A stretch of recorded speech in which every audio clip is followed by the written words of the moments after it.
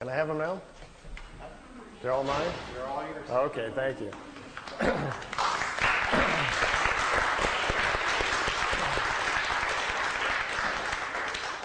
Well, it's nice to be back at Shift with all you fringe people. I kind of enjoy that. I never knew exactly what Shift stood for, so now that I know that it's fringe folks, I feel right at home. I got in, someone asked me a while ago how I got involved in UFOs and what was the interest, and I had to, my mind kind of jumped back real fast. I was standing on the Great Wall of China. Anybody had the urge just to go roam in China and so forth? I was in China wondering what was on down the road, followed the wall for a while, wound up going west to Xi'an and out western China. And as you keep searching for things in life, your questions get bigger. You go out there like to solve a few things like, who am I, how do I fit into the scheme of all this, and then you find out that every time you cross a border, somebody's got a whole new set of answers, knows everything about it, and thinks that they have all the answers. So you cross another border and almost have to start all over again.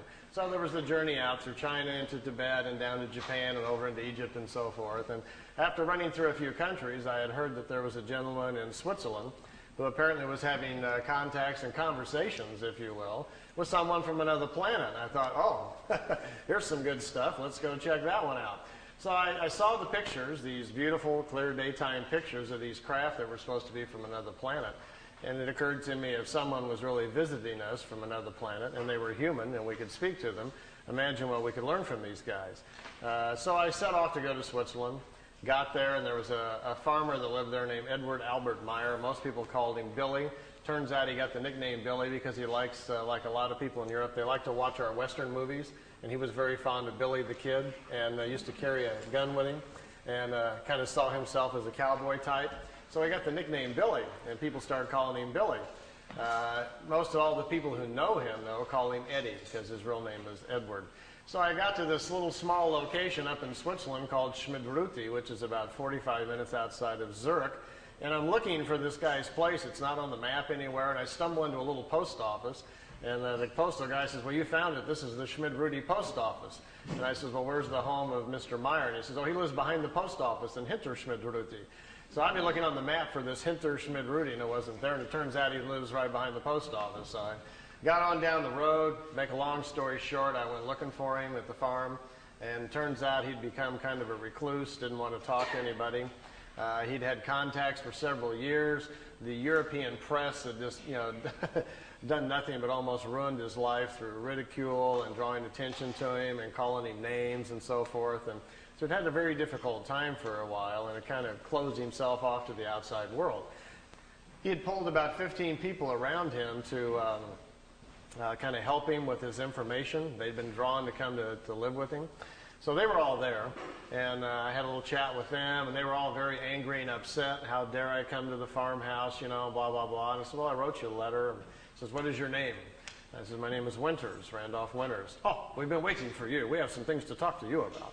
He says, okay, let's talk. Turns out that they were interested in me and wanted me to know if I could stay for a while, which I did. And I stayed there for 3 weeks. And I painted the barn. I went out and worked with the cows and did fencing and had an accident on a tractor where the tractor fell over. We had great fun as the tractor tumbled down the hill and missed us and flew over my hill. So I had some exciting times for 3 weeks. I found out we had a secret underground pyramid they had built underneath the building over there, a very large full-frame copper pyramid that you could go down into the chamber, crawl up inside of, and sit down on the thing. And I tell you, you go off planet right there. This thing has an accelerator on top of it that sends your mind off into different places. When I was young, my mother taught me a little bit how the mind works and how you get outside of your body anyway, so I did my usual thing that I do. But inside that pyramid, which had been built for Billy by these extraterrestrials, they told him how to build it, it really accelerates your meditation and your thoughts and your individual spiritual powers. So there's a lot of very unusual things going on there. But I didn't get to speak to Billy. He was walking around behind bushes and behind trees, kind of looking at me and watching me, but wouldn't come over and talk to me. So I was told, just leave him alone. When he's ready to talk to you, he will. He doesn't talk to visitors anymore.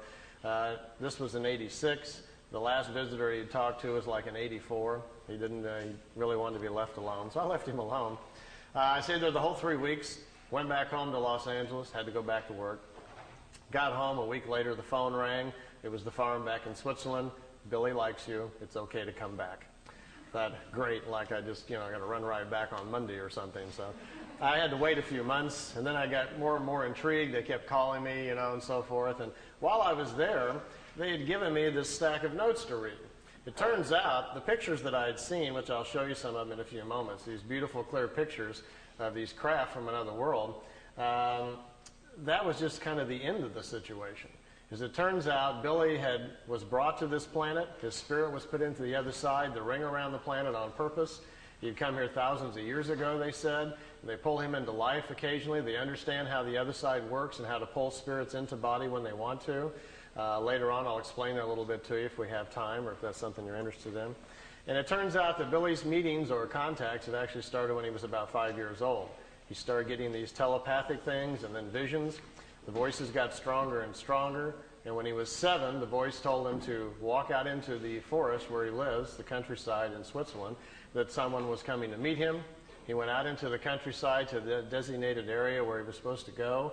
And he says a pear-shaped object, not a round disc or a wedge or anything like that. It looked like a big pear. Remember, this is a 7-year-old boy reporting what he's seen.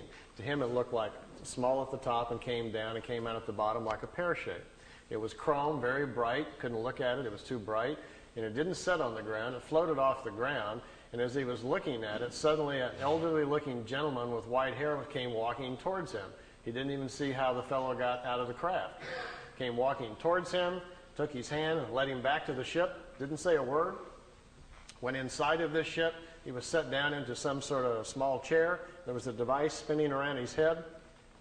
Still, the man had not said anything. And the device, as it started spinning, he said, then everything came clear. As he was sitting in there, suddenly all of his former lives came to him. Who he was, where he had come from, this other planet where he had come from, came back to him. They were restoring all of his memories from the previous lives that they had worked with him. They were getting him back up to speed so he could make a decision if he wanted to be involved with them again during this lifetime. He says within a few moments, all of the memories came back, and then they open up something very important, which some of you may be working with. You may be aware that there is a language that spirit can communicate with. It's not a spoken language. It is a language of symbols. The Hindus call it the sacred symbols, or combinations thereof. These are images that you portray in your mind's eye during meditation that open up doorways for you into other areas of thought. It also allows you to make connections with older life forms, your higher self, gets into your Akashic or etheric records so you can find out things about yourself and other people.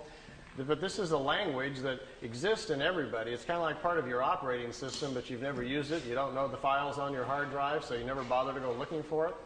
Well, if they open that up, like they did young Eddie inside the craft that day, and you have full faculty of that language, imagine the things you could go exploring tonight after this meeting if you understood that language. You'd be very excited to get into a meditative state and use your new language to communicate suddenly with other life forms, people on other worlds. You can even communicate with people on the other side if they choose to answer back. So you can do a lot of things and find out a lot of information. And most important,